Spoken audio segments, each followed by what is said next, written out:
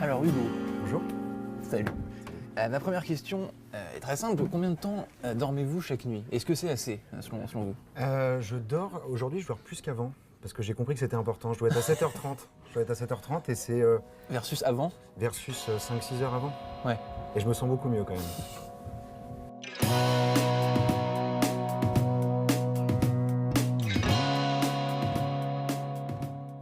Bonjour à tous, bienvenue au Talk Décideur du Figaro. Aujourd'hui, je reçois un entrepreneur talentueux, visionnaire, très prometteur, puisque le MIT il a déjà à l'œil, lui et son entreprise Dream, qui entend éradiquer le mauvais sommeil. Rien que ça, Hugo, merci, bonjour. Bonjour. Éradiquer le mauvais sommeil, donc dans votre livre À la conquête du sommeil, que vous venez de publier il y a quelques jours aux éditions Stock, vous racontez votre parcours d'entrepreneur. C'est quoi la genèse de ce projet, justement sa naissance? À quel moment vous vous êtes intéressé au sommeil et à quel moment vous avez voulu en faire votre métier? Ouais. Finalement. Alors, j'avais pas ça en tête du tout au départ, mais c'est vrai que j'étais en parallèle de mes études d'ingénieur.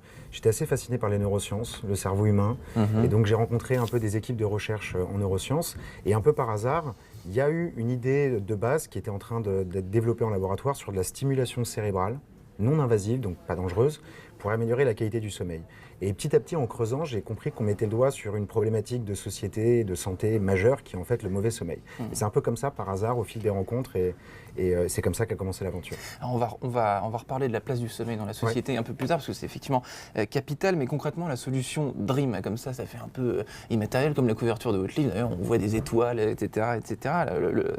C'est assez... il y a la notion de rêve.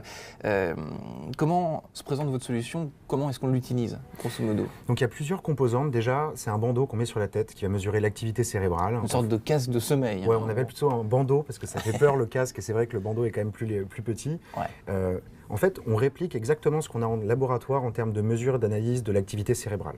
Si vous êtes dans un centre de sommeil pour comprendre votre sommeil, on va vous mettre des électrodes sur la tête, et ben nous, on a miniaturisé ça. Donc le bandeau permet la mesure et l'analyse de votre activité physiologique en temps réel. On se couche le soir, on met le bandeau, Voilà. et ça enregistre tout un tas de données sur notre sommeil, c'est ça? Exactement. Ouais. Et surtout, ça ne fait pas que de la mesure précise, mais ça fait surtout de l'action. Donc on a des fonctionnalités de ce qu'on appelle de neurofeedback, donc des fonctionnalités audio qui vont aider l'utilisateur à s'endormir plus rapidement. Il y a la stimulation du sommeil profond, qui était la découverte initiale, le réveil en fin de nuit. Et puis après, on a aussi un accompagnement pendant la journée dans l'app qui permet de rééduquer sur son sommeil ou de donner des conseils très personnalisés. Donc on a vraiment un panel d'outils et de solutions pour essayer d'aider chacun à retrouver un bon sommeil. Et donc une fois que le bandeau a analysé notre sommeil, qu'est-ce qu'on apprend par exemple? Qu'à certains moments de la nuit, il y a un sommeil dégradé, je sais, qu'est-ce qu'on a comme information concrète? Alors effectivement, la mesure, c'est une première étape. Ce qu'on peut regarder sur les données, c'est voir effectivement déjà les phases de sommeil, donc voir comment son sommeil est structuré. Sur une personne par exemple très stressée, il va y avoir plein de micro-réveils. Il y a des personnes par exemple qui ont peu de sommeil profond, plus de sommeil profond, donc ça nous permet de faire une première analyse. Mais fondamentalement, ce qui est important là-dedans, c'est d'agir. Ouais. Donc quand on regarde les causes de mauvais sommeil, il y a pas mal de causes qui sont environnementales ou qui sont, on va dire, psychologiques ou comportementales. Donc l'idée, c'est que par les données, on puisse aussi éduquer sur dire, regardez très précisément l'impact de ce comportement ou de cet élément-là sur votre sommeil. L'introspection par le sommeil, en quelque sorte. On apprend des choses sur soi-même en regardant. Oui, et puis même on peut aller plus loin. Le sommeil, par exemple, et ça c'est une thèse qu'on défend avec les scientifiques qui collaborent avec nous, c'est que c'est une porte d'entrée pour toute la santé de la personne.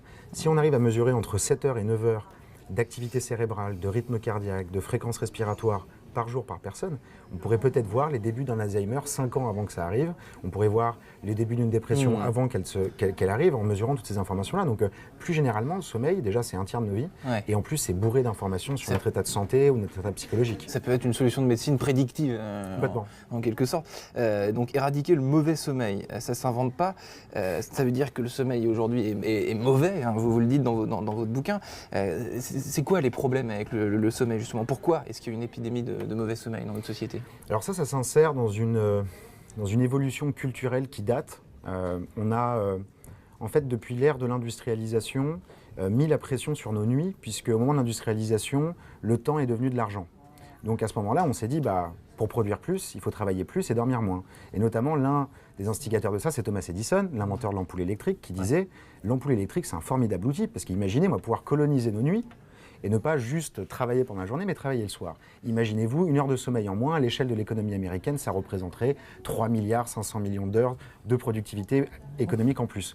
Et donc en fait, on a instigé ça, on a continué derrière avec le Wall Street des années 80, l'argent ne dort jamais, donc le culte du success, de la success story, de celui qui réussit, qui dort peu. Ouais. Et on s'est dit, en fait, bon, bah, on s'en fout un peu de tout ça. Ce qui compte, c'est qu'on accomplisse plus de choses en journée en détriment de nos nuits. Alors évidemment, tout le monde ne fait pas ce raisonnement au quotidien, mais on a créé un peu cette idée de... que celui qui dort est un faible. C'est un feignant, quoi. C'est ça. Bah oui. Et le fait que, c'est ce que vous dites, donc vous racontez cette anecdote, Thomas Edison, etc., le capitalisme, les banques, le sommeil, c'est mauvais. C'est une perte de temps, c'est une mauvaise réputation. On est feignant, se bien réussir, c'est beaucoup travailler, peu dormir et mettre ça en avant. Mais sauf que le problème, c'est que on ne peut pas jouer avec son corps et sa biologie de cette façon-là. On a besoin de dormir. Et donc l'idée aussi qu'on a de manière sous-jacente, c'est essayer de redonner une autre image au sommeil. Voir que le sommeil, en fait, c'est la meilleure façon qu'on a pour augmenter nos capacités cognitives. Parce que quand on dort, on régénère notre mémoire.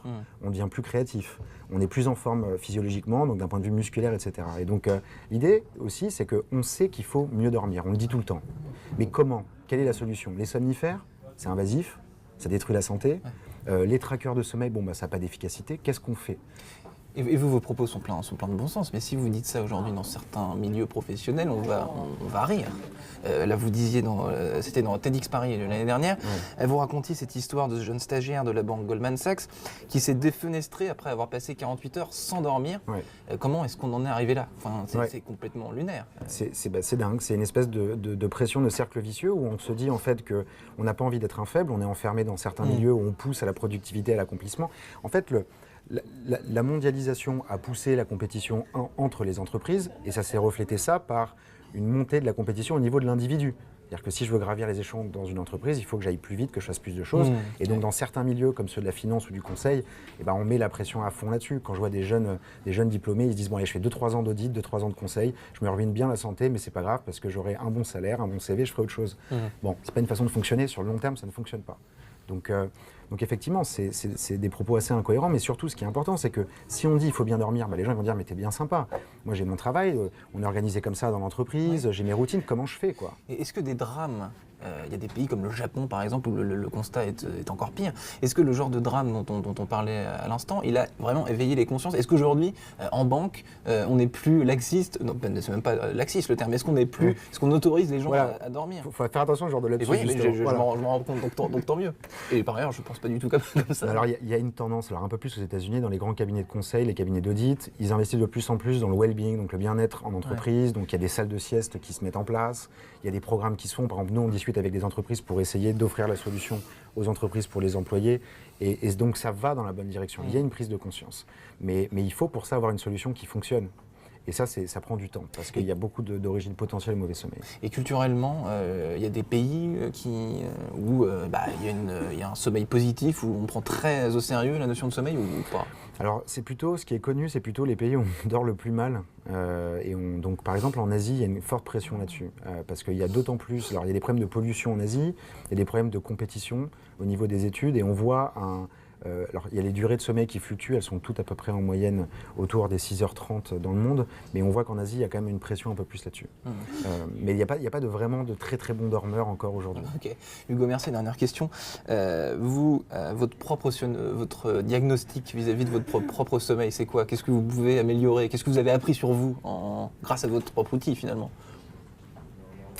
J'ai juste en fait opéré le changement que j'ai constaté, c'est-à-dire que pareil, je suis entrepreneur, donc je travaille beaucoup, j'ai beaucoup de pression, de choses à réaliser, et j'ai pris conscience tout simplement que en dormant plus, en me laissant plus de plage, j'étais beaucoup plus performant et beaucoup plus productif. Et d'ailleurs, Elon Musk, qui est un entrepreneur que j'admire pour tout ce qu'il a accompli, il était très connu pour dire justement je travaille 110 heures par semaine et je dors 3-4 heures par nuit. Et là, il est revenu là-dessus, après avoir rencontré tous les problèmes qu'il a eu avec Tesla et SpaceX auprès de ses actionnaires. Donc il a dit en fait non, c'est une connerie et ça ne peut pas fonctionner comme ça. Donc voilà, je pense que c'est le constat que j'en ai tiré et voilà, je me porte beaucoup mieux maintenant. Merci Hugo Mercier. Merci.